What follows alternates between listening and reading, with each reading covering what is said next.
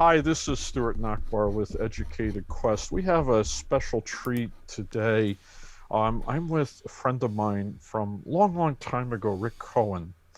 He's not always been a talented pianist and guitarist with a serious passion for music. He's also a true music historian. I have not met anyone who could tell you more about the Beatles in my lifetime. But ever since I've known Rick and back in grade school, he also had a passion for electronics that he later turned into a passion for computing. I remember him helping his father assemble pianos from kits before we even got to ninth grade. And Rick left high school, took his passions to MIT, where he earned a degree in electrical engineering and computer science, still performing, playing guitar and piano when he had the time.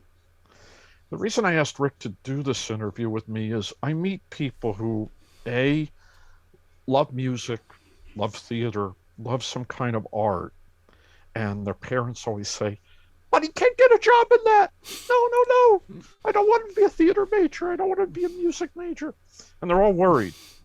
And sometimes their child also has another talent that they believe might be quote unquote marketable. Someone will hire them to get a job. At the same time, I meet people who become engineers, who become programmers, and they start their careers in industries they didn't know anything about when they were in grade school. Their hobbies might have been electronics, stereos, or cars or something, but they end up working in an industry that had nothing to do with that. And they end up thinking about changing their minds about their careers. Well, Rick is someone who's always loved two things. And in his career, he's put them together and he's built an interesting career working with technology that I don't even think he knew would exist when he was growing up. Rick is currently a senior software engineer at Antares Audio Technologies. He's part of the team that developed Auto-Tune Slide, an electronic tool that enables artists to create their own music by slicing sample sounds and playing them on the keyboard to discover new sounds. He has over decades of experience in software engineering and management for many music production tools, as well as the development of Power Gig, Rise of the Sixth String, a music video game. He spent nearly 2 decades at Kurzweil Music Systems, the company that made the first electronic keyboard that could emulate the sounds of a grand piano. And he worked for many music technology companies. Some were startups, some were small and grew. A seasoned guitarist and keyboardist, he also performs regularly in the New England area. He most recently performed as a keyboardist with the Beach Boys at a concert this fall. My hope is you listen to our conversation, you learn that you should never abandon your passions, but at the same time, you should develop other strengths. Computer programming was a relatively new field when Rick graduated from MIT, and even later when he earned a master's degree at Boston University. However, he never stopped learning and he never stopped performing. And when you get to work around your passions, your education never ends. Rick, thank you for joining me today. Thanks again so much, Stuart. It's been great catching up with you, and I'm looking forward to this. Um, as I mentioned earlier, I remembered when you and your father built pianos. When did you first become interested in music, and when did you first become interested in electronics? So, as you know, we always had music around our house. We had a stereo, and we could listen to whatever my parents were interested in. But when I went to see a movie where there were some people playing the guitar, and I had never probably experienced that before, I just was intrigued by and asked my parents if I could take guitar lessons.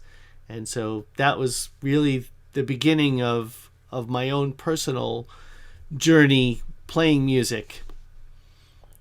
So, how did your career interest change over time? So, you learned piano after you learned guitar? Well, mostly at the same time. My my parents always had some sort of a keyboard in the house, usually an organ of some sort, because that's where my father had gravitated towards the organ. But my mother had taken piano lessons when she was growing up too. So after I had been taking guitar probably for a year or two, my parents decided to get a piano and suggested that I would take piano lessons. How how old were you at the time? I probably was in third or fourth grade, I guess. So And if you ever wanted to play the Beatles, did your mother or father say, well, after your father goes to work or something like that, or did they no, let my you take parents it? were always very encouraging. I don't think I really discovered the Beatles until fourth grade, but once I did, that was the beginning of the end, as you might say. So I developed an intense interest in their music and gradually collected all their records. Um, it was a very popular gift for my birthday to give me some new Beatles record or book about the Beatles. Did you ever consider being a musician yourself? Well, I always performed with other people on the side, so I never had been a sort of a full time professional musician as so many of my other friends have been over the years. But I've always done that on the side, whether it was after school or when I was in college. I was in a number of different ensembles. And then after I graduated, I managed to find people. Boston is a very musical town, and so there used to be a lot of classified ads in the newspapers advertising either musicians looking for other like-minded musicians or a band that was looking to replace a member or something. You bring up an interesting point. If you had to, let's say, assemble a band and you didn't know the other people, you had to figure out how your sound and your voices came together. Does that relate to what you do now with the technology in any way? I think it probably does, because what you're always looking for is a way to find pieces that can achieve your vision when you combine them, and you're not going to always find it on the very first try. And when you went to MIT, did you intend to combine interest in music and electrical engineering and computing? Did you Actually, design a yeah. curriculum around that? When I was first looking for colleges, I think I was more interested in musical acoustics, uh, which is sort of a division of physics. So I looked for colleges that had a good music program and they had physics, and if they happened to have an electronics music lab, then I considered that a plus. Uh, Nowadays, everybody can have their own equipment. Back then, it was very expensive, and you couldn't run like a synthesizer on your phone or anything like that. Are there other schools besides MIT that, you felt met your needs? Yeah, there were plenty of other schools that had physics and music available. So I'd say you're not limited to just someplace like MIT. At the time, they had one of the early computer music labs, but many colleges that had a music department would have some sort of electronic music, maybe owning a synthesizer or having a recording studio or something like that. Certainly, most colleges probably had a radio station anyway. What kinds of extracurriculars did you do? I mostly did things that were music related. I played in the jazz ensemble and I was in the pit orchestra for the Musical Theater Guild. And I actually was a percussionist for the brass ensemble. One of the unique things that we did at MIT was have a student run and written musical performance. And that had been a tradition that they revived while I was at the college. So some friends of mine and I wrote the musical score for a couple of college musicals. Wow. Does MIT have a theater major? I don't know that they have a theater major. They definitely have a music major. You can major in the humanities, various humanities at MIT. Yeah, I had a professor in college who got a doctorate in political science there. That's a popular department, yes. I just never would have thought to go to MIT for that only because you have to do the science to get through MIT. Yes, there are core curriculum that every freshman has to take. So, and they involve a number of semesters of calculus and some of the other sciences. Now, what was the jump like from high school to MIT academically? I would say, like many students, I think everyone's in for a shock when you go there because you have so much freedom, and so uh,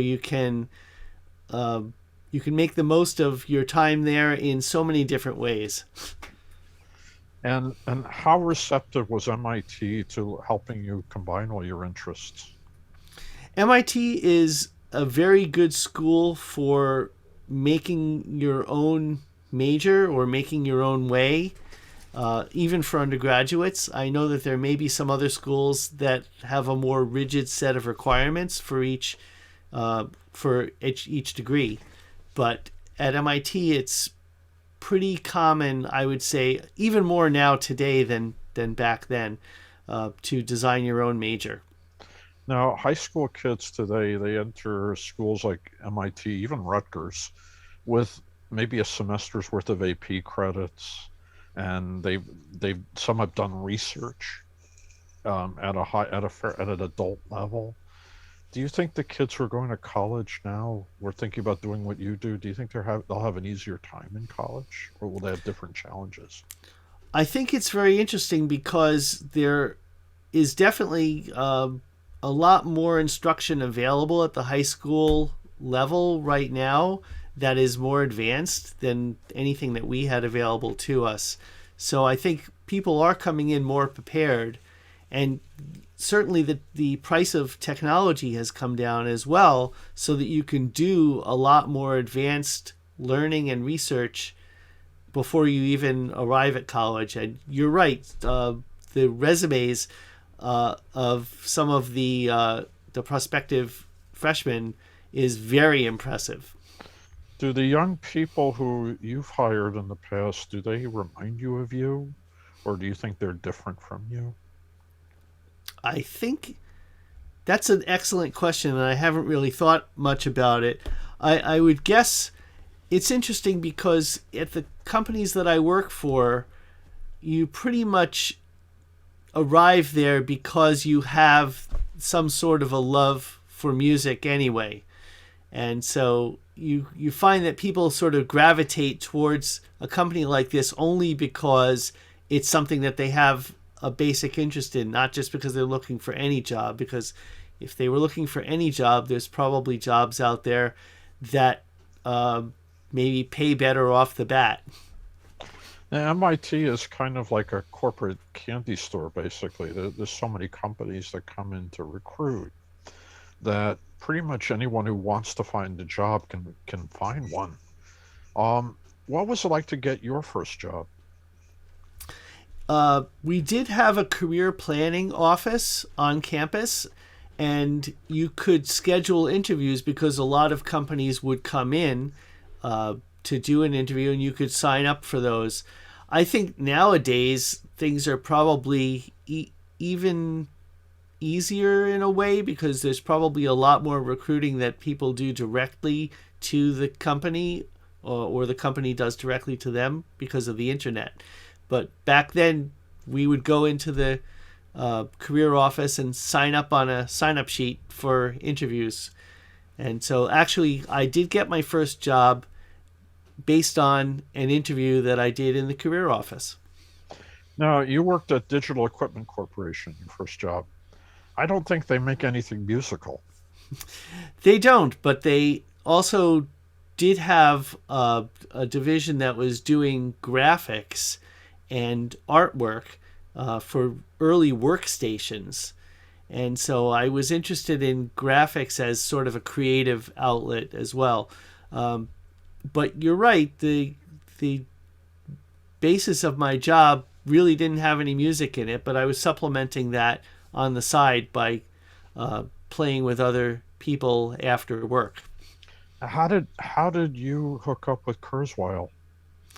I went to, well, first of all, I should say that while I was working at DEC, I was already experimenting with computer music, which I had worked in the computer music lab at MIT when I was there.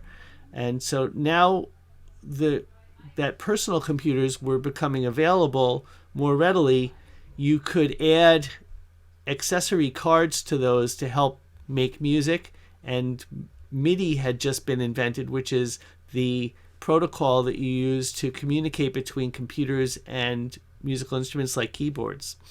So I had a little experimental lab in my apartment where I was learning about programming for these new MIDI instruments. So you were learning this on your own outside of work. Yes. And Kurzweil, fortunately, was in the Boston area, and I live in the Boston area. I went to a demonstration of some of their products, and some of the engineers were there, and I found out that they had a job opening. So I sent them my resume. Did you have to go through many rounds of interviews or anything like that back then? Yeah, they said that they got about an inch thick stack of resumes. And remember, this is the days when resumes came on paper, so you could Right. measure it by the thickness of the stack.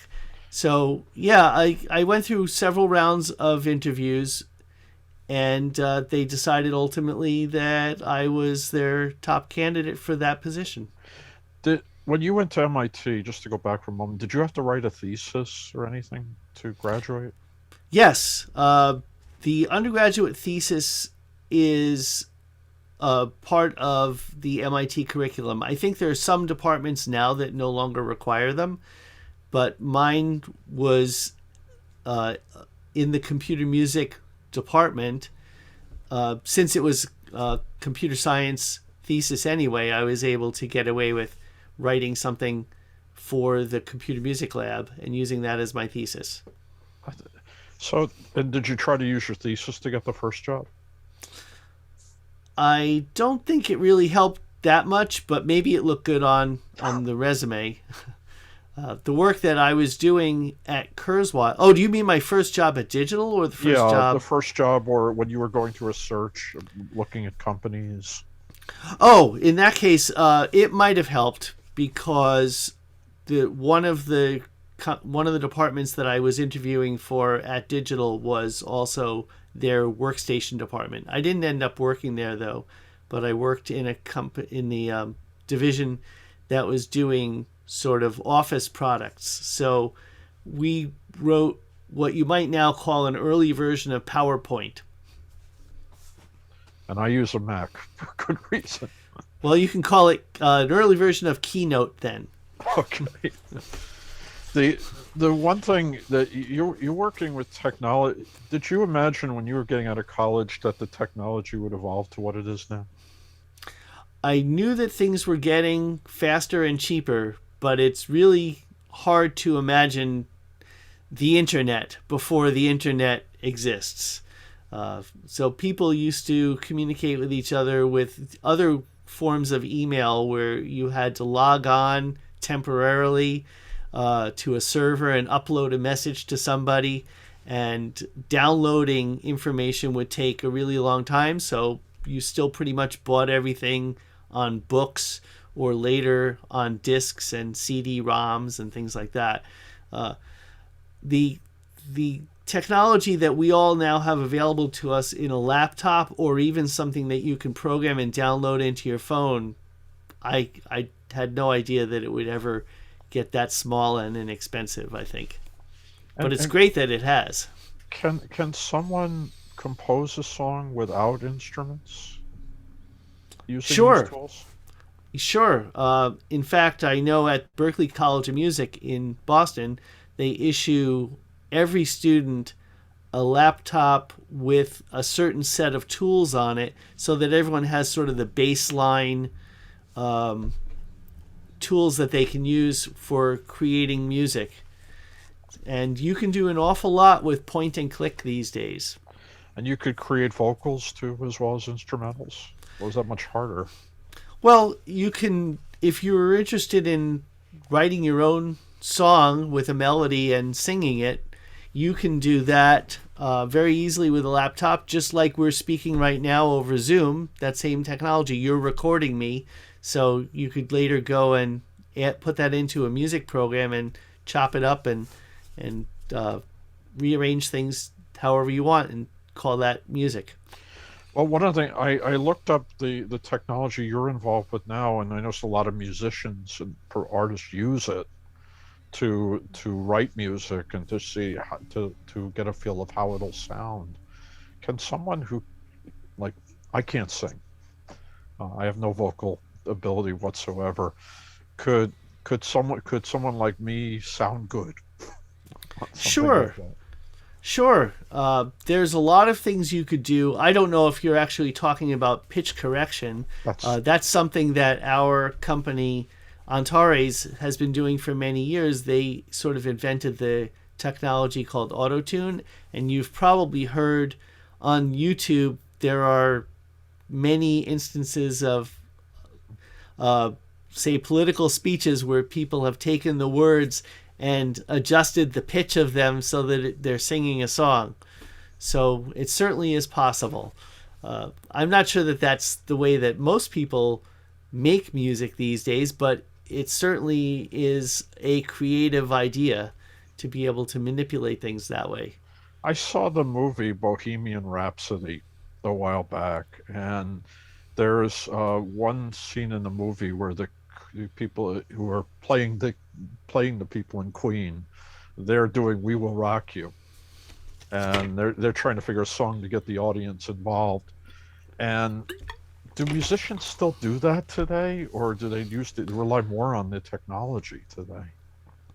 I think that there is definitely still a desire for audience connection. Even the DJs have very big followings at some of these big music conferences or festivals. I'm talking mostly pre-COVID at this point, but you can definitely see that people want to connect with their audience. Well, has the pandemic led people in who work with the technology to think about virtual experiences? Very much so. I have been involved in coordinating a virtual open mic that runs about twice a month in our local area. It used to be at a coffee house, but now it's all running on Zoom. So So, we have to teach everybody about getting their music set up to work correctly over Zoom. And we also have hosts and moderators to keep everything running smoothly and make sure that everyone can be presenting their best. now, for people who are much younger who love music and they might be learning the piano, learning another instrument, um, will will if they want to continue with that instrument, will they need to know the technology? I don't think they need to, but I think it helps, especially in a situation like today. You could actually interact with your music instructor just like we're speaking with each other right now, and they might even be in a different country. So it helps to have some grounding in the basics of the technology. But for example, learning to play the violin involves so many physical aspects. I don't really think you need a lot of technology. You really need to be focused on how you're holding the instrument and all the things that you have to do at the same time to get a pleasing sound out of it. Does it help to hear the other instruments through the technology to know when it's your time to play your contribution? Yeah, that's a lot harder.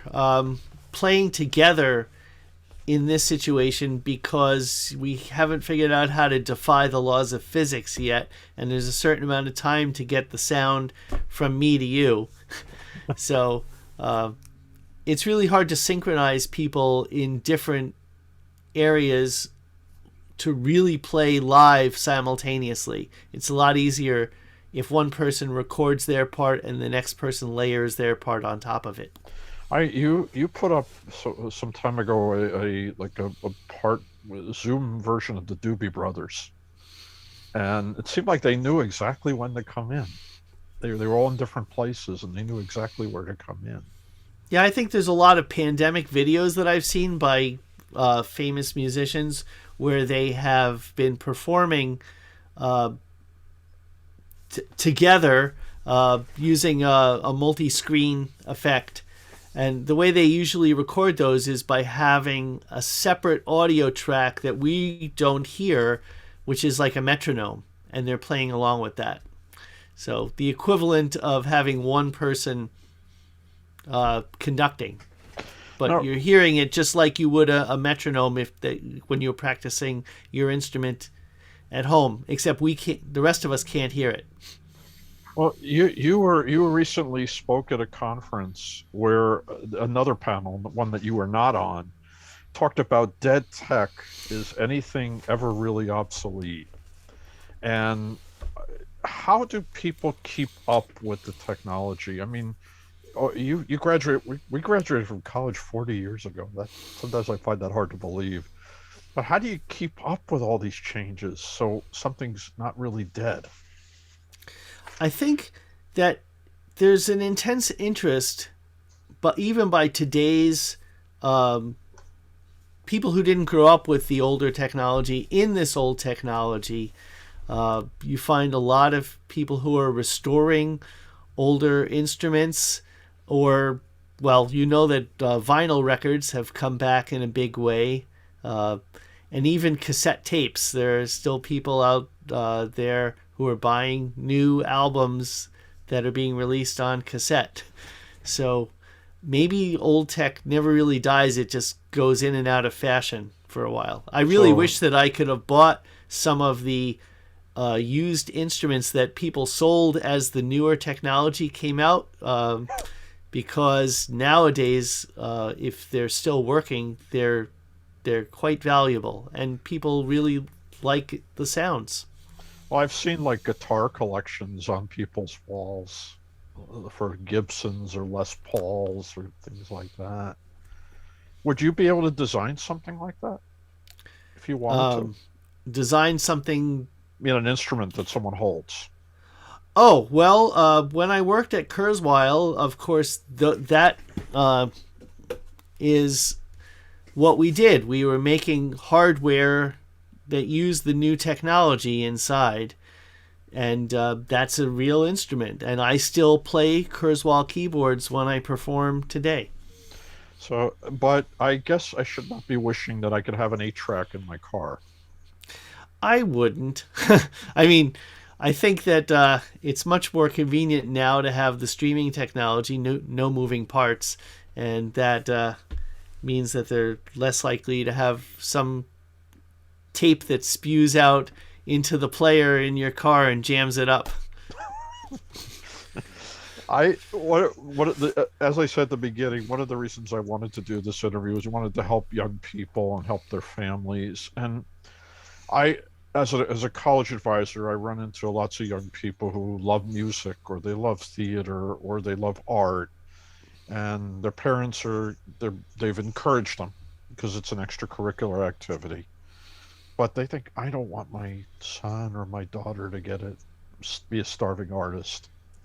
What would you advise someone who loves the performing arts or visual arts, who they may have some other talents? What would you advise them to do, or how would you advise them to continue with their passions? Well, depending on if they have found a way to monetize that, it for me, I always wanted to be involved with music, and so I found a way to do that on the side. Some people, it's such a strong drive that they feel that that has to be their main passion. Now, I've been very lucky that I was interested in making tools for other musicians to make music also, so I was able to do that as my main career while still being a musician on the side. Could you have gone to Juilliard and then done it the other way if you wanted to? I think so. Me personally, I don't think that I have the skill for that, but I do know other musicians.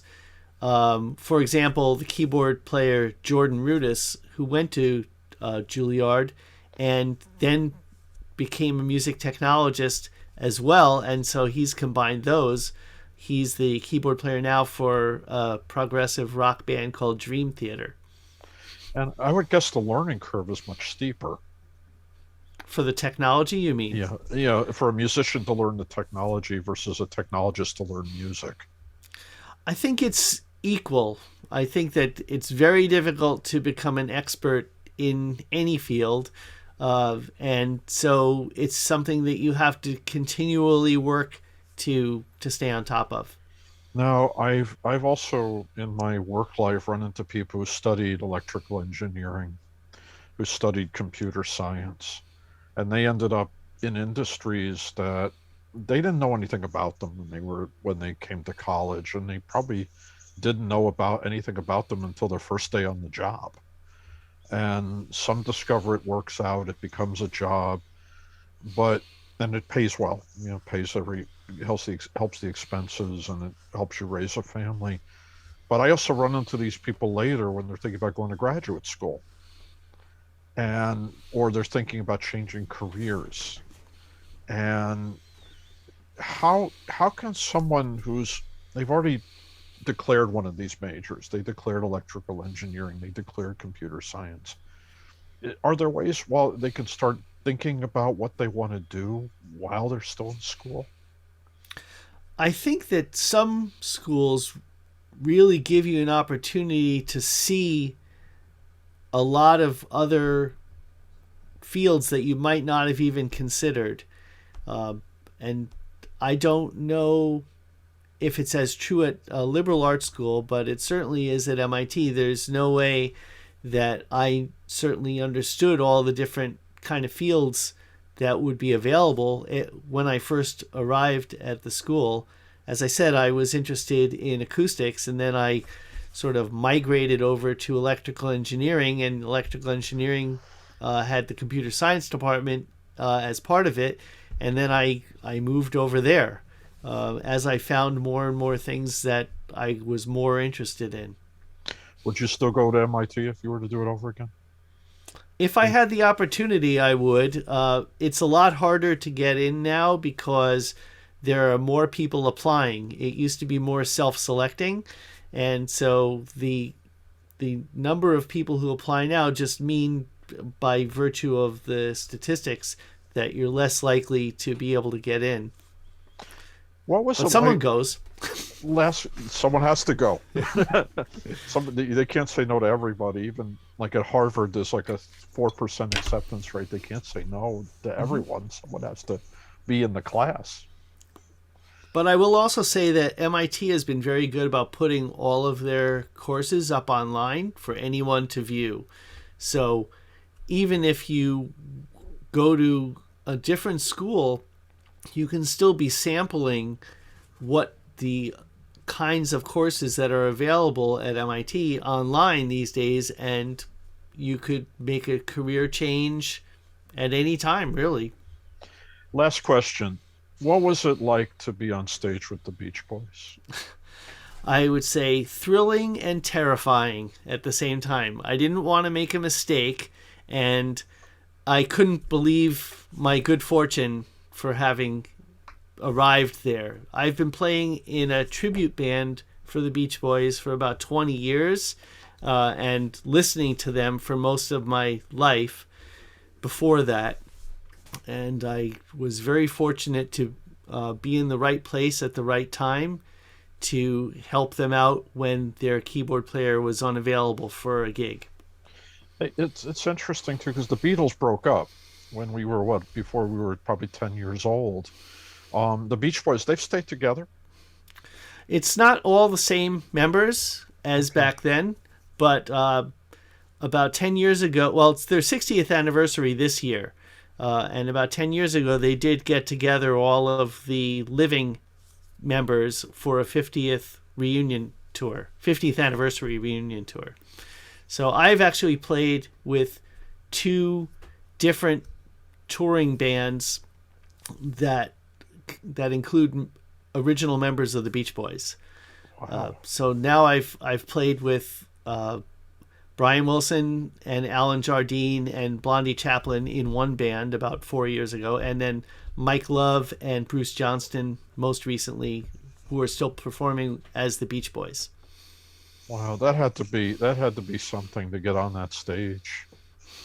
You know, you see thousands of people, they're all cheering because they kind of know what songs to expect, and it's remarkable also how a group has that much staying power.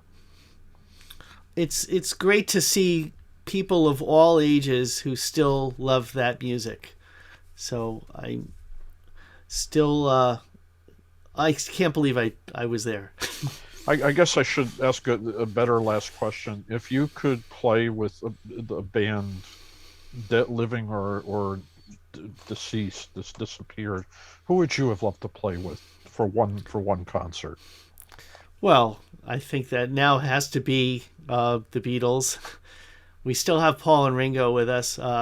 So the very recently there was a film that was restored by Peter Jackson called Get Back, which was from the Beatles' 1969, and you can see that in the middle of the rehearsals for that, a keyboard player walked in that they had known for many years named Billy Preston, and so he got to play with the band at their last concert together, which was on the rooftop of their own record company, Apple Records in London. Rick, thank you. I really enjoyed doing this today. Thank you very much. It's great to speak with you again. So please stay in touch. I will.